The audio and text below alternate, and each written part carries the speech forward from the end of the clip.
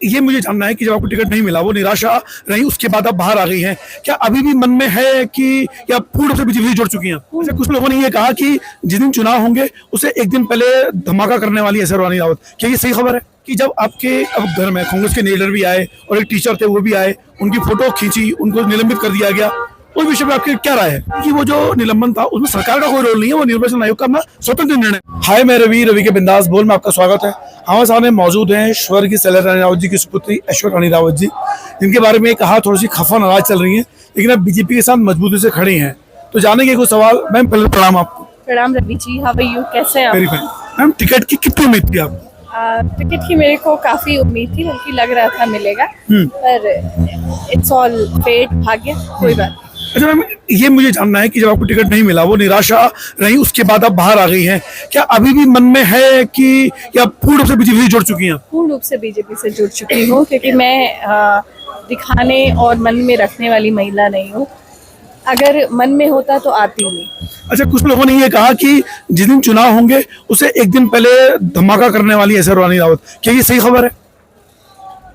किस टाइप का धमाका? मैं मतलब कि शायद कांग्रेस को बैक चल जाके ज्वाइन करना, ये करना, ऐसी बातें बोली है किसी ने? नहीं, अफवाहें हैं और अफवाहों पे ध्यान नहीं देना चाहिए। जब आपने देखा होगा कि स्वर्गीय सैलेश जी बहुत ग्राउंड में थी, मैंने भी उनके 2-3 इंटरव्यू लिए थे, बहुत डाउन टू अर्थ थी, उनका जो व्यवहार था उसके आधार पर लगा कि शायद आपको मिलना चाहिए टिकट, या आप अपने आप को इतना योग्य समझते कि आपको टिकट मिलना चाहिए, ये मुझे जानना है। भारतीय जनता पार्टी की परिपाटी है, बल्कि ऑलमोस्ट हर पार्टी में ये होता है कि जब उपचुनाव होते हैं तो परिवार में टिकट देने की एक परंपरा होती है।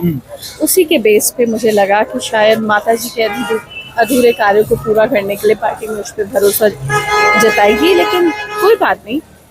ये कोई आखिरी मौका नहीं है, जीवन में इससे भी बड़े मौके आएंगे और मेरे को खुद को साबित करने के लिए इस टिकट की आवश्यकता नहीं। मैंने जब देखा कि केदारनाथ चुनाव से पहले जब मैंने उसे मिला था और मैंने एक चीज महसूस की कि शायद आपकी सुपुत्री में वो चीज आएंगी, तो उन्होंने एक बात बोली थी कि देखिए अभी मैं हूँ और उसके बाद मेरा काम है अपनी प्रजा को आगे बढ़ाना। वो छवि मैं यहाँ के लोगों को जानता नहीं, पर जैसे भी कहा कि उस उत्तराधिकार को आप आगे लेके जा रही है और स्कूल आप अच्छे से देख पा रही है। तो ये जो संस्कार है, माता के कारण आपको ज्यादा मिले या उनका संघर्ष आपने देखा है? माता का संघर्ष भी देखा है, और मैं खुद भी एक पढ़ी लिखी महिला हूँ और मैं खुद भी काम कर चुकी हूँ कई जगह पे, तो मुझे हर टाइप का एक्सपीरियंस है। मैंने केदारनाथ उपचुनाव में रिपोर्ट बनाई थी कि 5 कौन उम्मीदवार हो सकते हैं, तो मैंने कहा, जैसे आपने कहा कि परिपाटी यही है कि सहानुभूति वोट के लिए हमेशा उसी परिवार को मिलता है, तो मैंने कहा अगर मिलेगा तो 90% चांसेस हैं कि आपको ऐश्वर्या रानी जी को मिले।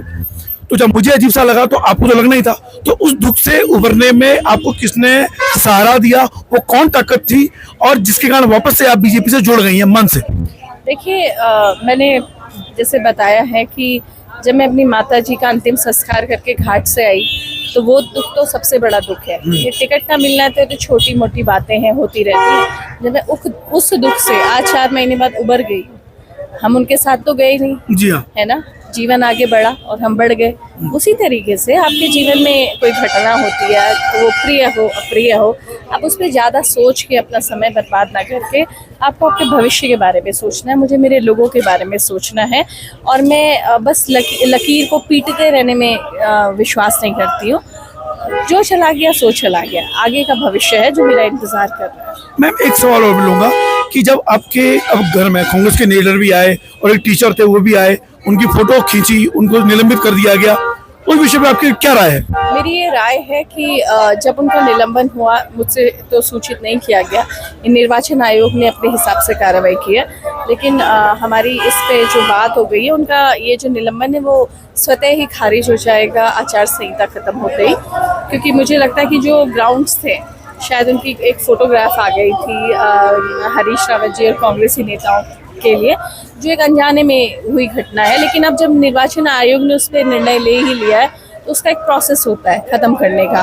तो जैसे ही वो प्रोसेस फुलफिल हो जाएगा, उसमें 3-4 दिन लगेंगे, तो वो निलंबन खारिज हो जाएगा। यानी कि वो जो निलंबन था उसमें सरकार का कोई रोल नहीं है, वो निर्वाचन आयोग का अपना स्वतंत्र निर्णय था। बिल्कुल, उस पर उनका अपना स्वतंत्र निर्णय था और ये कर्मचारियों के लिए ये प्रतिबंधित है और वो अनजाने में ही उन फोटोग्राफ्स में दिखाई दे गए, तो ना उनकी गलती है, दोनों अपने पक्षों पे सही है। अच्छा मैम, केदारनाथ चुनाव में जितने भी जो आपदा आई, आपदा के बाद बहुत परेशानी है, लोग अभी बड़े नाराज हैं, सरकार से बड़े खफा हैं, वो नाराजगी आपने महसूस कर ली है और वो नाराजगी में जो बड़े बड़े वादे कर दिए गए हैं, लगता है कि सरकार वास्तव में धरातल पे उतर के उन सब नाराजगी को दूर करके अपने उन वादों को घोषणा नहीं धरातल पे उतारेगी। बिल्कुल, घोषणाएं नई धरातलों पे उतारेगी और ये अभी ही नहीं, इससे पहले भी किया गया है। और आपको ये समझना पड़ेगा कि मतदाताओं को भी ये समझना पड़ेगा कि अगर हमें कहीं के लिए भी किसी क्षेत्र की उन्नति चाहिए तो हमें दोनों क्षेत्र में और प्रदेश में एक सरकार होनी ज़रूरी है। अगर आप यहाँ पे आज किसी और पार्टी का विधायक चुन के दे देते हैं तो संभवतः वो उतनी सक्रियता से काम ना कर पाए, लेकिन अगर बीजेपी की गवर्नमेंट अगर हमारे प्रदेश में है और केदारनाथ में भी है, तभी तो सामंजस्य से बैठेगा और हम उम्मीद करेंगे कि हम उस चीज़ को और अच्छे तरीके से चला सकते हैं। आखिरी में 2 सवाल मिलके, जब आप मन उदास था तो आपके जो समर्थक थे, प्रशंसक थे, वो भी आपके साथ जुड़ गए हैं और साथ में आपको मनाने के लिए आपके उसको भाजपा के लोग भी आपके पास आए थे। बिल्कुल, मेरे आज एक क्योंकि मैं खुद भारतीय जनता पार्टी में हूँ और मेरा भविष्य भारतीय जनता पार्टी में है, तो मेरा एक समर्थक जो मुझसे जुड़ा है वो बीजेपी के साथ है, तन मन धन से। बहुत धन्यवाद। देखिए, बिल्कुल स्वर्गीय सलरानी जी की छवि आपको दिखाई दे रही होगी, क्योंकि मैं उनको करीब से जानता था, उनकी बात करने का ढंग, तरीका, आशीर्वाद मुझे देती थी, वही छवि मुझे इनमें नजर आई है। फिलहाल आप देख रहे थे रवि के बिंदास बोल। जय उत्तराखंड, जय भारत।